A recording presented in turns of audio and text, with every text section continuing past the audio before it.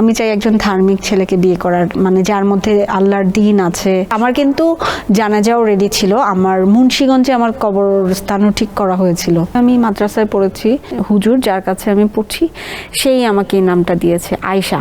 আমার হাফিজি পড়াটা কমপ্লিট করবে ইনশাআল্লাহ, এটাও আল্লাহ আমার কমপ্লিট করে দিবে। আমাকে কেউ কখনো সময় কাটানোর কথা বলে না, কারণ আমার ফেসটা নাকি রোমান্টিক। আমার ওটিটির অফার এসছে 2-3টা, বাট কিসিং সিন ছিল দেখে আমি করিনি। বলে তোমারও স্ট্যাটাস দেখার পর আমিও জানো, এখন আমি তো জেগেই থাকি, ফজরের নামাজ পড়ি। 37,10,500 টাকার পুরো আজকে আপনি ড্রেস বা জুয়েলারিস পরেছেন। আমি পৃথিবীর যেই প্রান্তেই থাকি তখন আমি নামাজটা পড়ে নেওয়ার চেষ্টা করি। আপনি মনে হয় ভুলে গিয়েছেন আমি একজন অভিনেত্রী। অভিনয় কিন্তু সব জায়গাতেই, সবটাই খুব ভালো লেগেছে এবং একটু ডিফারেন্ট। আমি অনেক ইন্টারভিউতে গিয়েছি, অনেক অনুষ্ঠানে গিয়েছি, বাট এই অনুষ্ঠানটা আমার একটু ডিফারেন্ট লেগেছে, ভালো লেগেছে।